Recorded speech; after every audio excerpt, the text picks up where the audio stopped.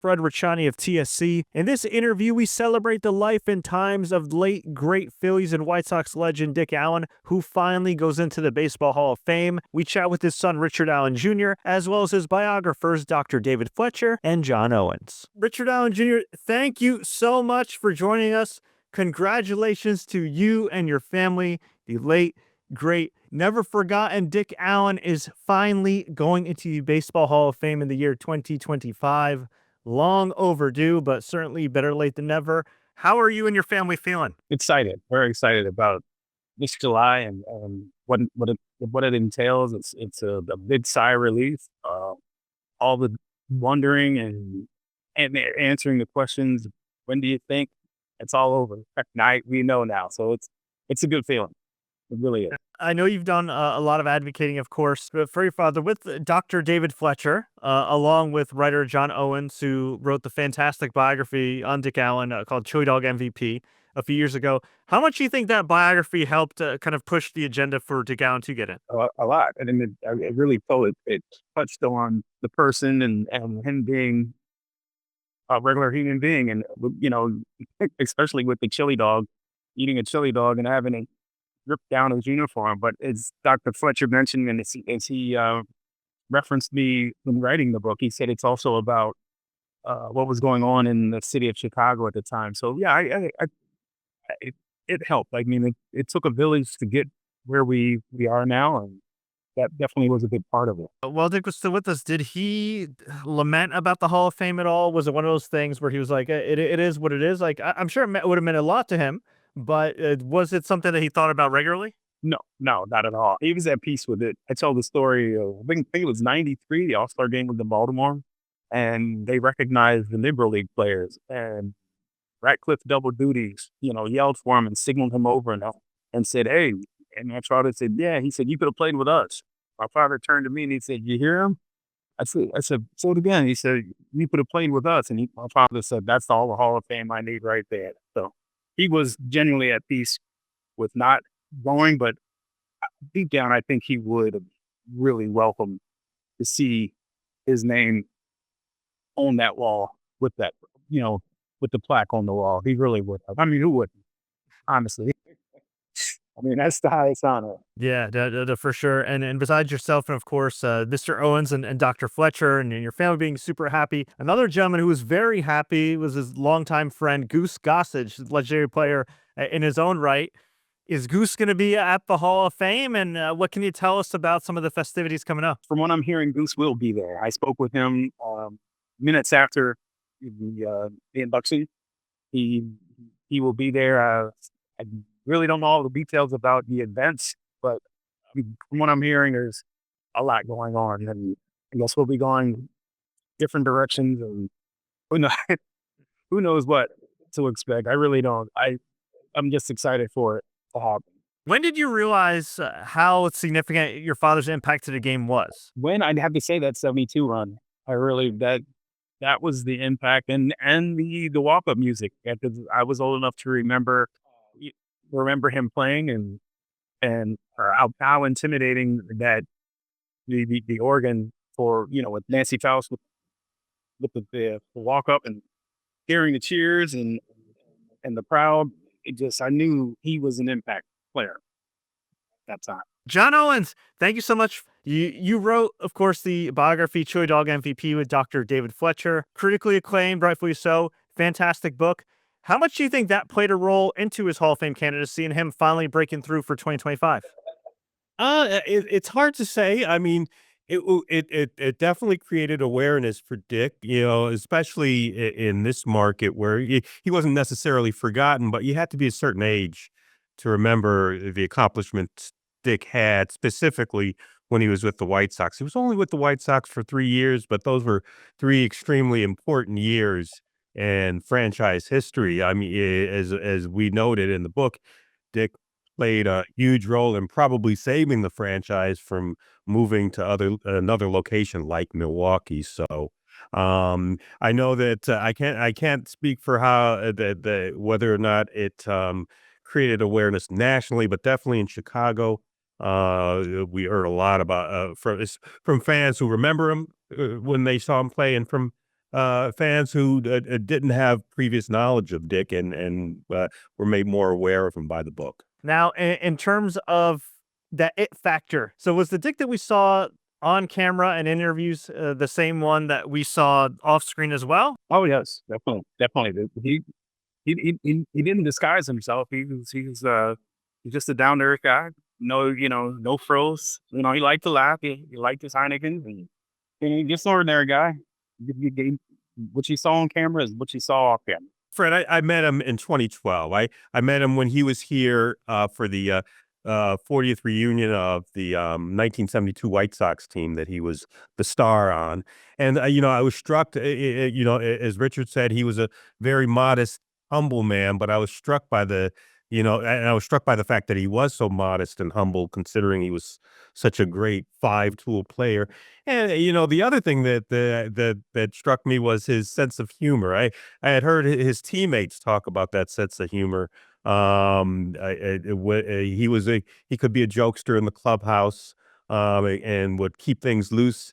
And you wouldn't necessarily think of him of that like that if you saw him playing a game, but behind closed doors or in private, he could be a very funny man. What did you learn about your father after the fact? Obviously, he had a great career. You grew up with him. He raised a great family and everything. But in these last few years, really trying to make the final push to get him into the Hall of Fame, was there anything you learned about him as a person or as a player you didn't know before growing up? That's a good question. I can't really think of anything that he rarely discussed a lot of baseball. He liked talking horses. He liked talking high school basketball. Not much so football, but I'm trying to think that the only thing that I think I started to learn, it might have been a little bit about Little Rock, Arkansas. But he sort of opened up a little bit and told me a little bit of things about it. But I learned that talking to someone that told me what actually was going on. What happened was I asked my father, did this happen and this or that happen? And he asked me, where am I getting this information? So from the information that I was receiving, it had to be true, but he didn't want to relive it. He just told me his first 3 days there, what happened. So learning about that, I felt he's a strong man to endure what he did in Little Rock. That would be the one thing I can say I learned back in his career.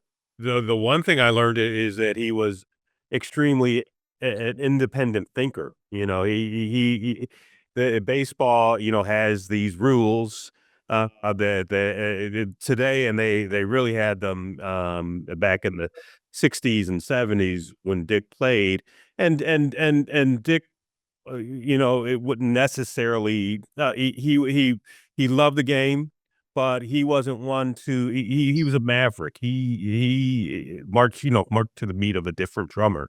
He wouldn't necessarily do things that other players did, and that struck me as him being an independent thinker. For instance, probably the thing that's noted about Dick a lot is that he wouldn't necessarily take batting practice before a game, but he had specific reasons for not doing that. He wasn't seeing the same speed during batting practice that he'd see from a pitcher during game time. So it was useless to him.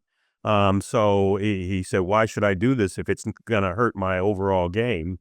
I don't need it, and I can live without it, and I'll wait until the game starts and see what what type of pitcher I'm facing. So that was something that no one else did in his time, and he was very independent that way. So the thing I learned about him is that he was ahead of his time, an independent thinker.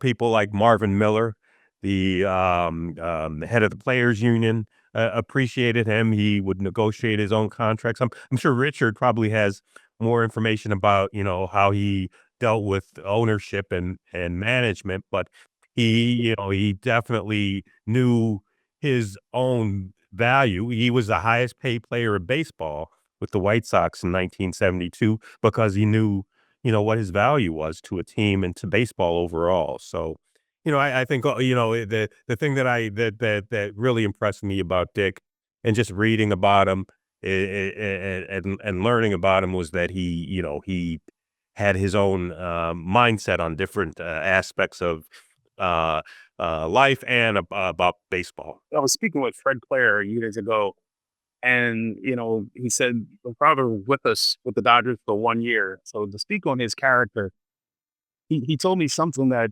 was a very good assessment of my father. And Fred Clare, he said, there's people that are happy with more, and your father was content with having less. And I thought that's him. It wasn't about more. He was content with what he had and where he was. It was just simplicity. That's like his day after he retired and was sitting in the corner of the garage and watching cars roll by. You would think somebody would want more, but no, I don't know.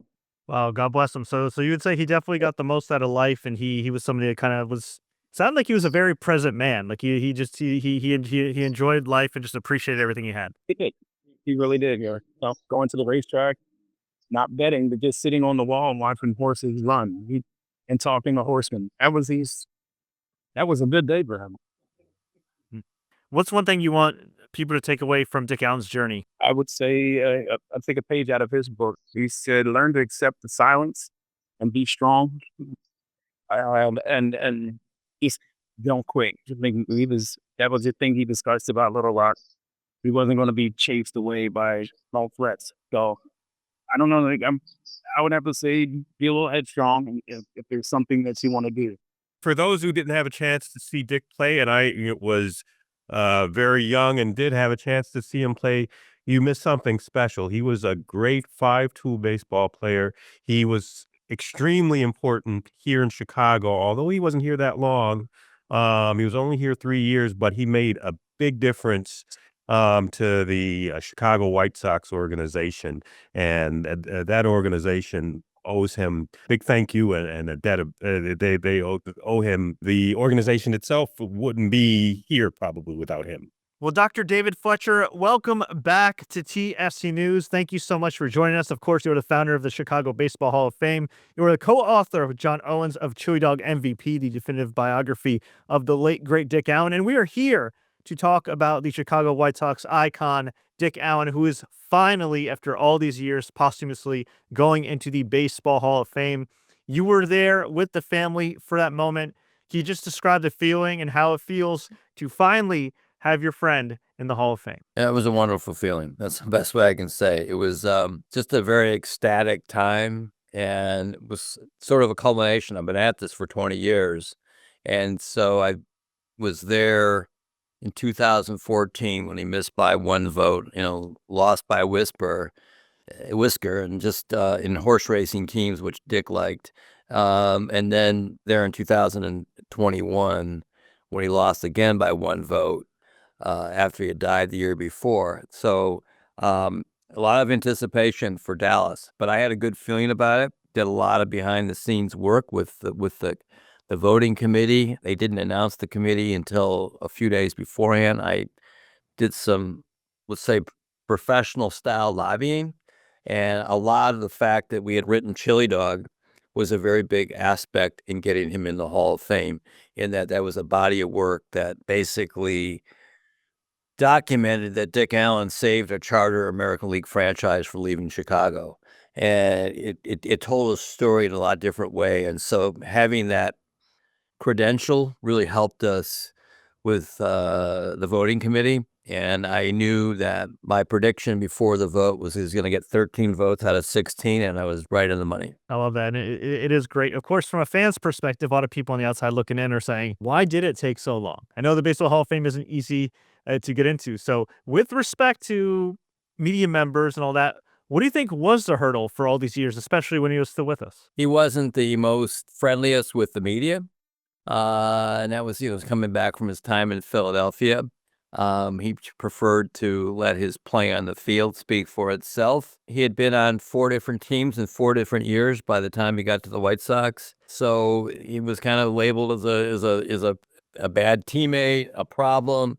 You had Bill James calling him the worst, the cancerous player in baseball next to Rogers Hornsby, another Chicago player who played on the Cubs and was the manager of the Cubs. Just a combination of things. And he was somebody that he knew his worth. And he was ahead of his time regarding free agency. You have to remember that Dick was traded for Curt Flood. Curt Flood sat out his time when he got traded to the Phillies. A combination of factors. And plus, he didn't campaign for it. He was not somebody, he was not self-aggrandizing. He let others talk about it, but he never ever promoted himself. I knew he felt he deserved it, but it was not something that he had to have. So as somebody who knew him personally, would you say that he was kind of at peace with which way it would go? I'm sure he would have loved to have heard the announcement, but was he content with everything he accomplished in his baseball career? Well, I believe so. I mean, he had a fabulous career. I mean, he would have liked to have been longer. A lot of that was because of injuries he suffered. It was, back when, medicine wasn't quite as advanced. Considering everything, I think he was very satisfied. For him, family was really one of the most important thing for him. And he felt that his peers, who were fellow Hall of Famers, knew his worth. And that I can remember talking to him about the concept of OPS plus. And he had never heard of that concept before. And I explained to him that, he was the leader for 11 years that showed, he was the dominant offensive player for 11 years in Major League Baseball against all his contemporaries. And he just said, I knew what I did in the field. That's all I needed to do. And so he had a lot of forgiveness about what happened in his life. And that was the thing I really enjoyed the most about him, was how human he was, and that it's kind of weird to meet your heroes. Actually, the real person was much better than the hero worship. That's what I remember the most about Dick. And it's interesting. You mentioned forgiveness, and it refers to a lot of the things he went through in his playing career, which weren't just, trades and contract negotiations, but also, unfortunately, racism. And at the time we're recording this, it is Black History Month. So Right. talk just a little bit about the racism that he had to overcome back in the day and how he kind of pushed through. Yeah, I mean, I think that's a major aspect of Dick's existence, and it had a lot to do with, I think, part of his career and what he overcame. And I think that's why I like Chicago so much, because he really got through that. He was really loved by the fans, and he brought out the minority fans there. Dick grew up in Western Pennsylvania, outside Pittsburgh and Waupun. He was a tremendous basketball player. His school won the state championship. He wasn't that big. He was only 5'10", and he just was a tremendous athlete. He could have, gone out and played college basketball. And he never had the exposure to racism outside Western Pennsylvania, where there's a lot of tolerance. And so it wasn't until the Phillies sent him down to Little Rock, Arkansas in 1963. That was when the Phillies got their AAA team was there. It was just right after the famous decision with the school, Central High School, that had banned kids, and it was just the governor there was really, very much wanted to keep segregation. And so the Phillies didn't do anything to prepare him. I mean, remember, the Phillies were the franchise that really gave Jackie Robinson a terrible reception back when he started in 47. And they were very late in getting a black baseball player. They were the last National League team to have a black baseball player. So he just wasn't prepared for Little Rock, and that was the seminal experience in his life. And so he went to Little Rock, and he was just inundated with racism. People called him the N-word, and he had all the stuff. He couldn't eat with the team, couldn't live with the team, and it was really, really a horrible experience for him. With him down there was Fergie Jenkins, Hall of Fame pitcher, who was on the air at the Arkansas Travelers with him. So he got to kind of observe Dick's reaction, and that experience just kept with him his entire life, because he had never faced racism like that. And then he actually won the fans over, was the player of the year for the Travelers, and got up to the majors in September of 63 with the Phillies. But then in Philadelphia, he experienced racism there. And so it just continued. And the Phillies didn't do what the Dodgers did for Jackie Robinson. They didn't prepare him. And so he had a lot of bitterness with that. And his son, Richard, you had on as a guest, He would talk to me about times people would come to their house, throw rocks, garbage on their grass, and stuff like that. And so he just really experienced this whole period in the 60s. And he really was, to me, sort of a John Lewis civil rights type of person. And then he overcame this with a lot of forgiveness. And he just wanted to be the best baseball player. And he had great relationships with the Hispanic players as well as the white ball players, and was beloved by his teammates. So he had a lot to overcome. And for me, that's sort of the central experience for him. We're working on this documentary film on Dick, and we're bringing Richard to Little Rock, who's never been to Little Rock. And that was something that his dad and I talked about before he died in 2020, was going to Little Rock. So we're going to do that. We're looking to try to do that in April this year and see a Travelers game. We're trying to get Fergie to go with this. We want to film that because that was the central experience about racism for him that defined the rest of his life. Powerful stuff. Definitely looking forward to seeing that in documentary. You would say with everything that he faced, right, in Little Rock and with the Phillies, that coming to Chicago really kind of restored his faith in baseball and maybe in some ways humanity? It did. It did. I mean, he was a very, very forgiving. I mean, what a lot of people don't know, his daughter got murdered, Terry, Richard's sister, back in the early 90s. He had to deal with that loss. He dealt with the way he was treated in baseball, in that he didn't have a chance to extend his career a lot because of injuries. And so I think the theme for Dick Allen for me is forgiveness. And I think that one of the big things also from the racism aspect is his famous fight with the white Frank Thomas in 1965. And they ended up having a great relationship the rest of their life. They exchanged Christmas cards. They had a lot of forgiveness. So when people bring that up, I try to correct them about what both of those persons learned from that experience. And they moved on, and it said a lot about him as a person. And I was struck by Dick's faith, and that's something you see in Richard, his son. He didn't wear it on his sleeve, but he would pray before each meal. It was his actions rather than what he said, and very, very forgiving. And so that's what I really liked about him. Here's a superstar, the highest paid baseball player, in the early 70s. Outstanding talent. If he didn't have all the injuries he had, he would have been, even a better career. He just cared a lot about people, and he had such baseball intelligence. I'm not asking you to sum up your whole book. I think people should read it, Chili Dog MVP, for sure. They should definitely read Chili Dog MVP. But just in a nutshell, how did Dick Allen save the White Sox back in 72? Well, he saved them because they were going to move out of town. I mean, they were in '69. They were ready to go to Milwaukee. Bud Selig had bought the team, and Art Allen had a deal with him in Labor Day of '69. But he didn't talk to his brother, who was co-owner, and his brother wasn't going to let a charter American League team leave. Why go to a lesser market and lease a ballpark when you own your ballpark? And so the attendance had fallen off. They had a horrible year, just like the White Sox had a horrible year in 24. They lost 106 games. The place was empty. And so, they ended up, bringing in Roland Heeman as a player personnel director, and they brought in Chuck Tanner as a manager. They had some improvement in 71, but then made the blockbuster trade for Dick Allen for Tommy John for the Dodgers. And Dick came in and he just galvanized. I mean, the White Sox, had a 50-game swing in wins in just 2 years. And so they should have won the American League West. Unfortunately, Bill Melton got hurt in the offseason. He was a home run champion in 71. If he hadn't gotten hurt, they would have definitely won the American League West. It just brought the fans back. And it was, again, the Michael Jordan of before Michael Jordan. He just mesmerized, electrified baseball. It was a very South Side experience. Plus you had Nancy Faust. She invents up walk-up music because of Dick Allen. For her, that's her proudest achievement, even more than her Not IA or Take Me Out to the Ball Game.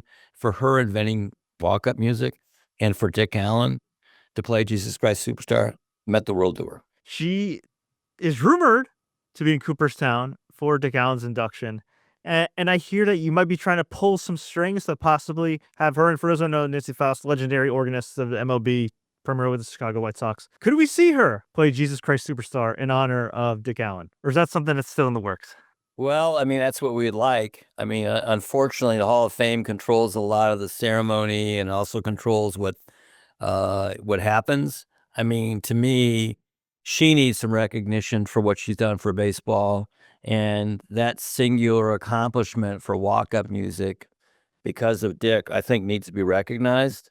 I mean, I know what I'd like to see. I know what Richard would like to see. I mean, there's a lot of things that have still not been decided yet. It certainly would put a chill in the Chicago White Sox fans who would be in attendance to hear her play it and give that recognition for Dick, because that Jesus Christ Superstar musical had come out the year before, and that was a rallying song for the White Sox fans that year. The fans came back out. The White Sox got their radio contract back. It was just a very special year. It would just really be special to have her there. We certainly hope that happens. So that being said, is there something planned in Chicago to celebrate Dick Allen's induction? Well, I know the White Sox are going to do a bobblehead day, I think May 3rd.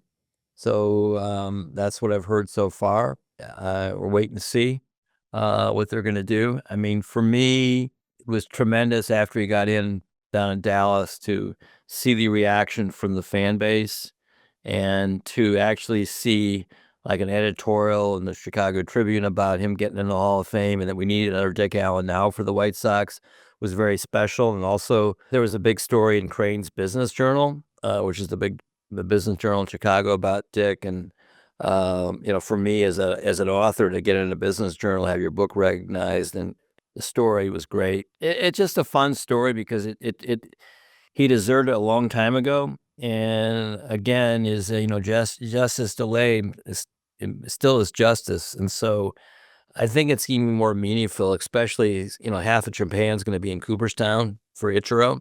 So I think it's just going to be a fun experience. I'm bringing all my family. I've rented a nice house in Cooperstown, so excited about it. It'll be here before we know it. Amazing. Well, Dr. Fletcher, thank you so much for your time. Before we let you go, what's one thing you want to leave people watching, listening to this about Dick Allen? What's one thing they should know before we hop off? I think the most thing about Dick was how humble he was. He didn't tout his accomplishments, and he just wanted to win. He wanted to be in a winning baseball team, and he just had an incredible love for baseball and was such an extraordinary player. And probably the joy he gave me the most was watching him run the bases. He just had the most incredible way he would cut around second base and go around third and come home and score. And a lot of people have said that. So I think that's the thing I would write is, you may talk about his power, but he would have been easily, a 40-40 type of steals and a home run hitter. In fact, in 72, he stole 19 bases. So I think that says a lot about him. Well, Dr. Fletcher, thank you so much for your time. Of course, Chili Dog MVP available now on Amazon and wherever books are sold. Anywhere else we can catch you and your book, and anything else you're involved with, Dr. Fletcher? Well, I'm just really working on the documentary. That's the biggest thing we're really trying to put together with that. So, the museum's sort of on hold right now. But right now, we work on the documentary.